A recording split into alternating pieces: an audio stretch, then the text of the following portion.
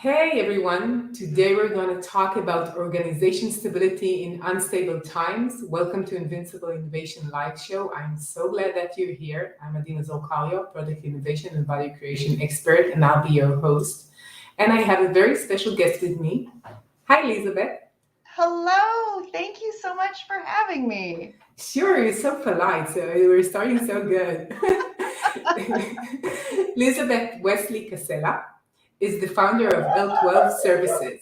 Oh, she has two dogs. We already discussed that thing. Sorry about that. The Amazon They, delivery must be here. oh, they want to join the discussion, I thought. Okay. We're live on LinkedIn, YouTube, and Facebook, and you're so invited to join the discussion and ask questions. And now we can start. What are the biggest challenges leaders face today? Wow, we're starting with the big question. That is a big question. I'm going to kind of reverse engineer that and say the challenges that leaders are facing today, right now, can most easily and most effectively and most inexpensively be addressed by mining the information from the people who are actually doing the work. Different organizations are facing different challenges. A lot of organizations are facing mass attrition. And the one easiest, fastest, least expensive way to address that is to develop better relationships with the people who are doing the work. And the reason that I say that is because the transitions that we've gone through, the changes that we've gone through, the instability that we've had, it impacts all the different layers of an organization, but most of all, the people who are doing the jobs. Leadership has the benefit of having the theoretical, larger goal setting piece of the organizational process. And the people doing the jobs are the ones that have had to cobble together processes and workflows and systems in order to kind of keep the wheels on the bus for the last 3 years. And so change has impacted them incredibly. It's probably added more to a level of chaos intolerance and the ever changing landscape and always having to try and continue to reach your goals, the metrics that keep you successful, while creating processes that work both for remote or for hybrid or back in the office. That takes a toll on people. So in order for organizations to find out what's working best, which really is, reduction in process time and, improved programmatic developments, or to, create an atmosphere where people want to reinvest and bring their innovative ideas back to the table. The thing that leadership can do right now is to create engagement programs where they're asking questions about what works now. Have we codified that? Have we documented the workflows? Do your job descriptions, accurately reflect the work that you're doing? So that kind of give and take of information solves a lot of problems at the same time. Yeah, but you're saying it's kind of simple, but I'm not sure it's that simple because I'm just imagining, you need the trust of your people. That's the first thing, and you need to be very open-minded in order to really listen to what they're saying. And I'm not sure that all the leaders really have that point of view. What do you think about that? It is difficult work, especially the trust building piece, and it's very time consuming. And most organizations don't have the bandwidth to do the work that it takes to, continue to pursue their goals and their success metrics and do this at the same time. So that's where organizations like mine come in. We do that mining of information and highlighting the institutional knowledge, and creating programs where, let's say it's a mentorship or a reverse mentorship program where people start to create community again. And that in and of itself lends the ability for people to trust and to believe that the organization really identifies individuals as human beings rather than replaceable cogs. And when you bring in a third party to do that, you're able to continue to focus on the things that matter to all of the stakeholders, but it has the added layer of showing that it's, a high priority for the organization to create these relationships, to build these sustainable programs, because to a certain degree, they're putting their money where their mouth is. They're bringing in a professional that knows the right question to ask, that knows the right programs to put together, and that can take the time to listen and develop something that's really specific to that organization that will help them well into the future, and create frameworks that you can build off of. Yeah, I would imagine if somebody comes from the outside, a third party, and would ask me questions, it will be much easier for me to say it and not maybe the C-level management ask me the same question, and I'll feel like more free to say what I think, I guess.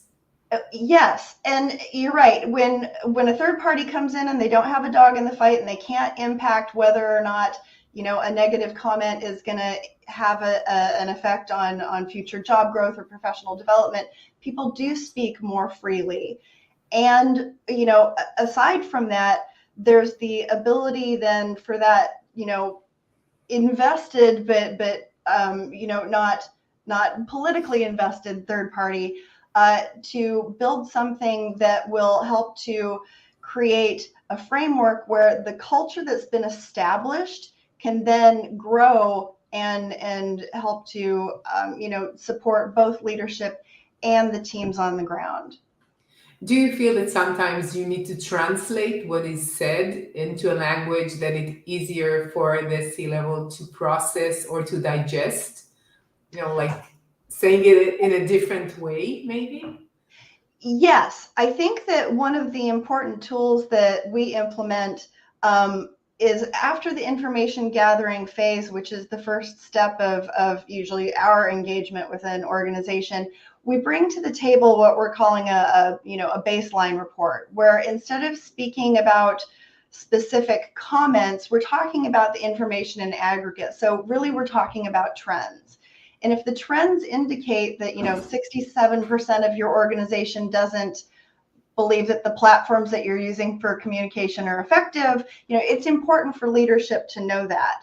That kind of helps take the sting and depersonalizes some of the information back and forth. And we found that makes it easier to act on. When you're talking about information in aggregate, what you're saying is you have a large number of your people that feel this way, or they're experiencing work this way, or that they're missing tools, or they're interested in this area of strength within your organization. Let's build that up. I mean, there's a wide variety of information that you can gather that way, but when you depersonalize it, both the management level that's in between and that leadership C-suite level, they can take that information and build off of it, run with it, create frameworks, especially if they know that they're about to scale, or if they're in a position where, a lot of organizations are right now, where they want to prepare for what's next. What happens after the Great Resignation?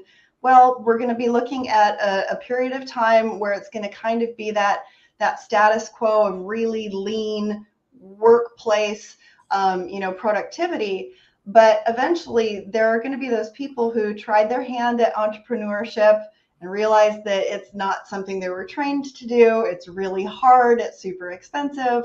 And they'll come back to the workforce with those added skills that make them really valuable. Because once you've tried to run a business, you know more and have experiences that you can translate into innovation and design when you come back to the workforce, if that's what you choose to do. So the organizations that are going to be really successful are those that are prepared for that return to work phase and who welcome those people with that added experience and that entrepreneurial spirit into their workplaces and ecosystems. Yeah.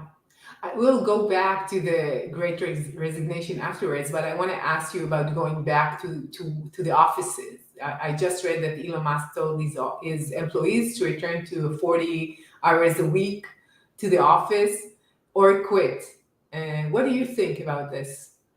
I'm really proud of myself for not giving a giant eye roll right there. Okay. Elon Musk is an excellent innovator. He doesn't have necessarily a high EQ. I think that that is a problem, but he is definitely not alone in the position that he's taking. Um, every organization develops its culture. And if what he's trying to do is develop a culture where the people who are interested in hybrid don't work there, then he's being successful in pursuing that. Unfortunately, there are excellent workers and the majority of society who do want flexibility, and he's going to be losing out on that. So the people who are interested not just in flex work, but in a culture that is less about dictatorial mandates and more about professional and personal development and communication and trust building, those workers are going to leave to find some place that's a better fit for them. So he has limited his ability to, attract talent in that way. That's not the way I roll, but then again, I don't run Tesla, so. Yeah, me too. And luckily, I would say. But when I think about, you want to be like Tesla, innovative company, you want people to bring their engagement and their enthusiasm to your workforce, to your workplace. And if you're saying to them, you're a cog, you need to come and be in a factory line, and you need to work 40 hours a day, it doesn't mean that you'll get the essence of what they could bring you. They will sit in the office if you tell them and they still want to work for you, but you will not really get what they could offer. And if you give them the freedom and flexibility, maybe you will get more, as I see it. You're absolutely right. And there are folks, I live here in DC, and it's no secret that there are steps to the ladder of success where it's not uncommon to hear people saying, I got this job, it's going to look great on my resume, but really I'm just kind of checking a box. It may be that there are, a large number of people that end up working for Tesla or possibly Twitter if he takes that over, that will say, I now have that I worked for an Elon Musk company. I've checked that box. I'm going to leverage that someplace else. So that doesn't really create a sense of loyalty or personal investment, but it may be a ladder for a lot of people. And that's not to say that that's bad. It's just being aware of the environment and the ecosystem that you're creating. It would be unfortunate for anybody to believe that having that replaceable human being cog kind of mentality was actually creating an atmosphere where people wanted to stay and work for, long periods of time. Yeah, I'm not underestimating Elon Musk. I'm just asking questions. When we're thinking about Twitter, I think that they were the other way around, saying we don't need offices at all. You could come or not to the offices. And I would imagine what will this new management or ownership would do to the company, or maybe he's not going to change anything. I don't know about Elon's plans. So what do you think leaders need to know in order to lead their company to the future? I think that leaders need to be really invested in their own personal development, and that they need to be looking out for the fact that is one of the highest benefits that people are looking for. They're looking for personal development for their own career, so personal and professional development at the individual level, but they're looking for leaders that they have transparent knowledge that those people are also undergoing those same processes. It's been really interesting over the last couple of years when we've been surveying people, both our clients and just, out in the regular community. People, for the most part, aren't leaving because of, their pay or their title, and not necessarily because of, work from home or work from remote. What they're looking for is the ability to connect the job that they do and the work that they do to the value of the organization. So both the value of the work that they do, contributing to the goals that need to be met, but also the values of the organization, as in mission, vision, and values. They want to be in alignment, using the time during their day that they're, expending that energy and that thought and that hard work, to be working for an organization that they feel is a really good fit for them. And the way to do that is to be able to say openly and honestly, A, we're listening to you, but B, we're also undertaking work at our own personal level. We are trying to be better. We're trying to be better leaders. We're trying to be better human beings. We're trying to, make sure that we increase engagement by being better communicators. When people are looking for jobs that they think are an improvement upon what they are already doing or what they did in the past, those are the types of features that they're looking for right now. And that's why when we're working with an organization and helping them to get competitive for the next phase, we're talking a lot about, alignment in individual values and alignment in culture.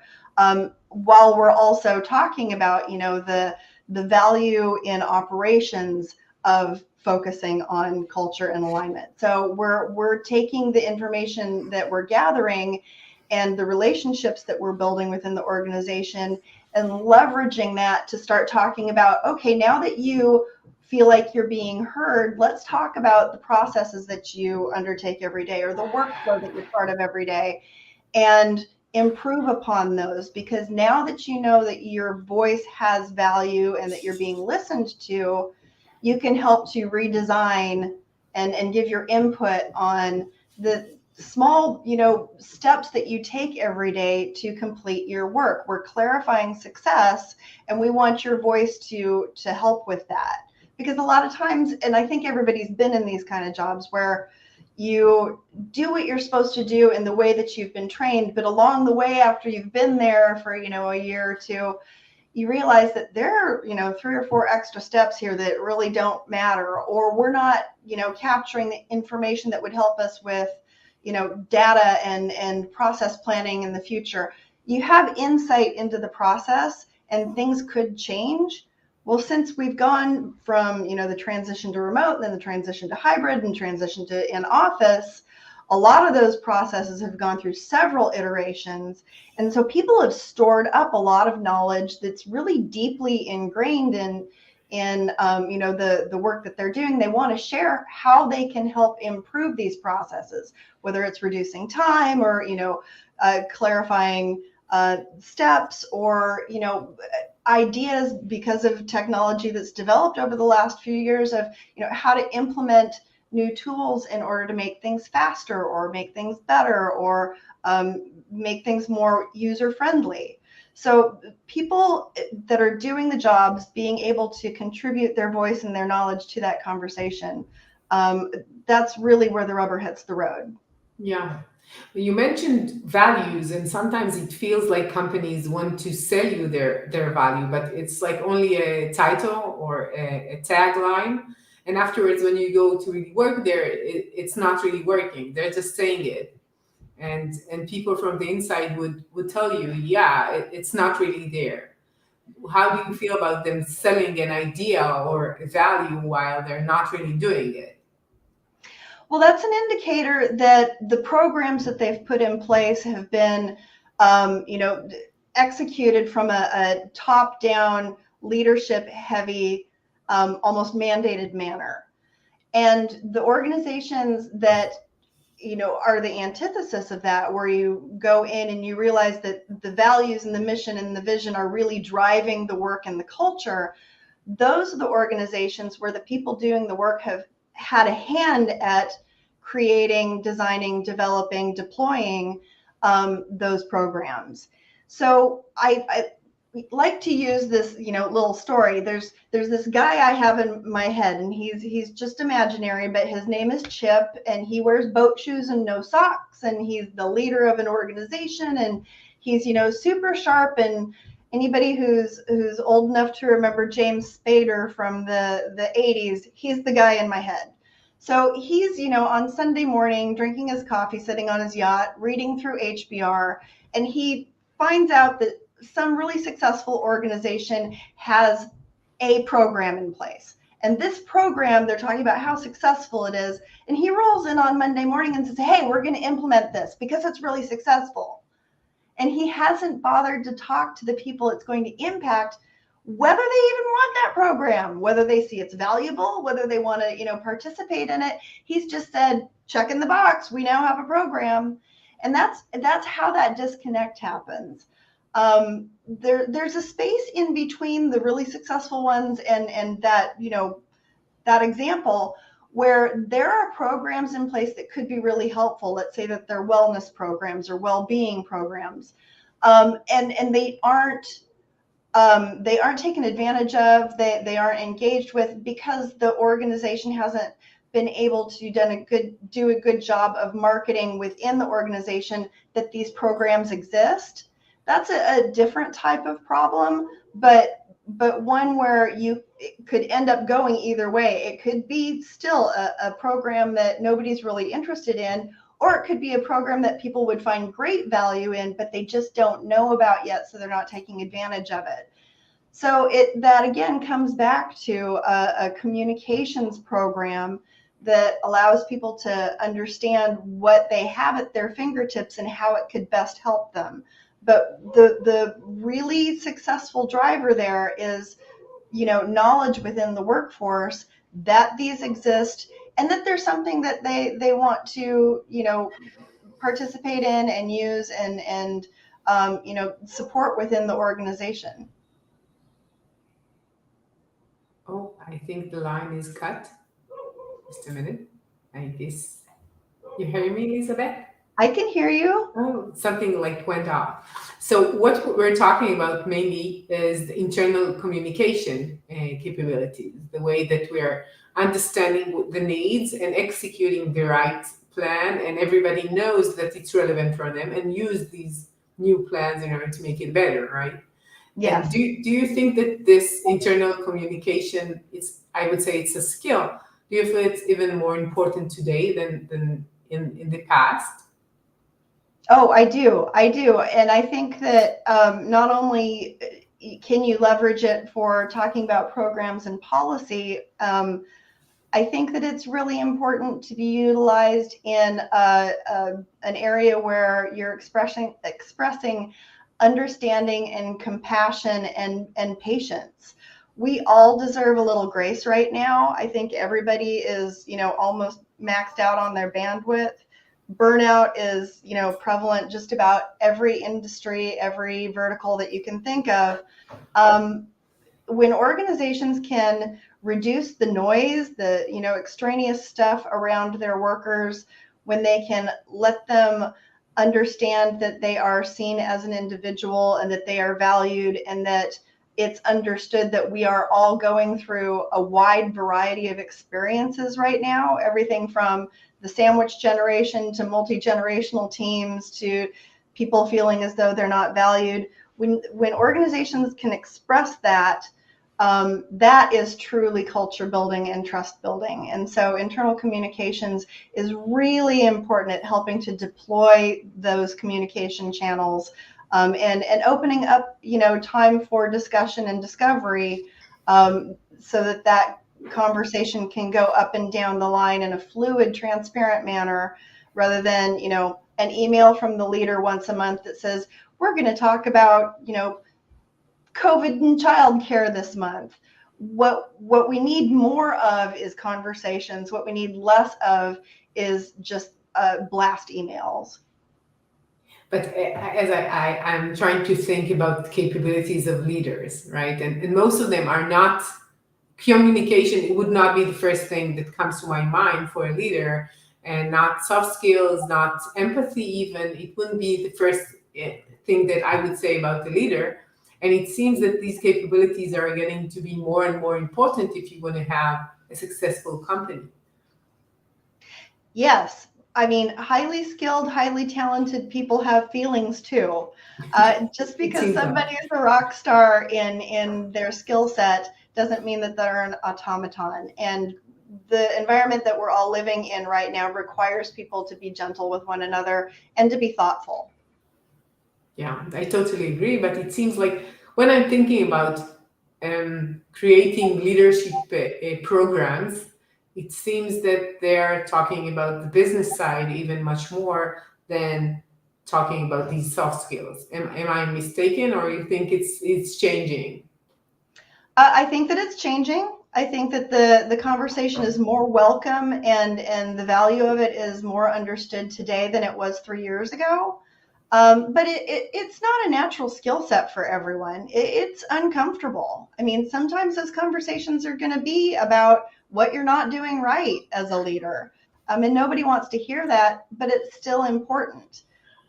So, that's probably one of the reasons why, executive and leadership coaching has become more of a regular part of people's benefits packages. There's a lot of activity in that space. I personally don't work in that space, but I know that when we work with clients and there are members of leadership who just aren't feeling as though they're effective and impactful in that area, we bring in resources for them. But 15 years ago, people really weren't talking that much about executive leadership and leadership coaching. So that's just kind of one of the many canaries in the coal mine where you can see that this piece of leadership is becoming more normalized. Yeah. So we're talking about companies bringing back people to the offices, and let's say they do need them in the office half of the time, whatever. How could they get their workforce back, being engaged and present and in the office? Well, the thing about culture and culture improvement is if what you're rolling out is change and change management, you will have to expect that there's going to be some attrition, because right now it's really transparent to all of us that the priorities have shifted for a lot of people, and that's driving this great resignation. So if you're going to say, okay, we need to change policy and we need people in the office for X number of hours a week, there are going to be some people who just say, that's not what I'm interested in, thanks, it's been a great number of years. Okay, that's one example of kind of just the way the world is sifting out right now. It doesn't mean that it's good and it doesn't mean that it's bad. But as organizations are trying to roll that out in a way that is thoughtful and respectful, and maybe even strategic, they're going to want to talk to their staff base and communicate in some way that it's important to know what the staff wants, and then find a way to connect what the staff wants with what the leadership needs, and be really transparent and super clear about how you're trying to go about supporting both goals at the same time. People will be more flexible and more likely to stay personally invested if they understand that they're being heard, and that their desires or their needs are a priority while decisions are being made, even if it's not the decision that they want 100%. People are weighing what's important to them right now, and as I've been beating the gong through this conversation, they want to feel heard and valued. They want to know what it takes to be successful in their jobs. They want to know that leadership sees them as individuals and understands their needs, and that they're supported in their organization for further growth and development.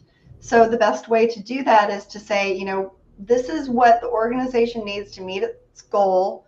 We understand that this is how the majority of the team or the staff feel, and where we're coming together and trying to find a middle ground is by going about it this way. But again, it's really back down to communication. People aren't in a mind frame to be dictated to. They're in a mind frame to be, communicated with. What do you think has made the change between, like, my parents were they were staff, a worker for someone, the manager told them what to do and they did it. And now it seems that the staff and the employees are getting much more powerful, I would say, in this equation. What has made this shift? Well, the example of your parents, it was the same all the way up through 2019, pretty much. What happened was the pandemic allowed people to have a moment in time that is extraordinarily rare, where everything was topsy-turvy, and a whole bunch of kind of external and extracurricular, so to speak, pressures really came to fore. And they were able to look at, or we were able to look at what our priorities were at that point in time, and maybe what we wanted them to be later. We wanted to make a change, and we kind of reshuffled that deck. And because it happened to so many people at the same time, the kind of zeitgeist of the situation, really allowed itself to become a moment in time where people collectively leveraged their power. And you can see that in the unionization of Amazon and of Starbucks. People are using their collective power to make change. And it's interesting because, we are basically at the same labor statistics here in America that we were right before the pandemic, about 3.6% unemployment. We weren't having this conversation then, so what's made it different now? It's the fact that people realize that collectively they have power, and collectively they're saying work may not be the number one priority, or work is a number one priority. However, it needs to be more flexible. It needs to be more porous to allow other needs and other priorities to coexist. And I, as an individual, want to experience all of life at the same time, or I need to take care of many more things than I thought I had to before. And we're going to do this in a different way. And if we don't do it in a different way, me and all of my buddies, we're going to leave, and that's going to be the end of your business. Like it's that serious. Yeah, I'm trying to imagine what made this shift. I know my own, but I'm trying. It's not only me, right? So I'm trying to think that people were at home, they met their families more, they found themselves being able to do their work without traffic jams in the way. They found they could collaborate really well. Sometimes they found, I think, that the fact that you don't have all the extra noise, work, meetings that will take your energy out, makes you more focused and do your work even much better, maybe in some cases. So I'm trying to imagine what was in their mind. Maybe it's mental health. They said, okay, it's like too stressful for me to be with all these people 9 hours a day for 5 days. It's just too much.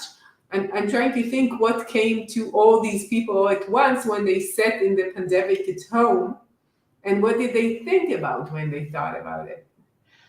Well, I think it's yes, and I think all of those Oh, I are think we're cut impacted. again. I'm sorry, what?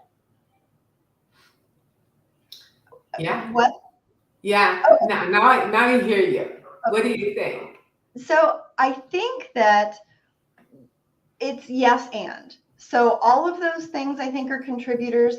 And there's the piece where there is a level of chaos intolerance. There have been so many changes. When we were in the depths of the pandemic, and people were trying to figure out, how do you get the kids to their extracurricular activities? How do you take care of your aging parents? How do you do all these other things?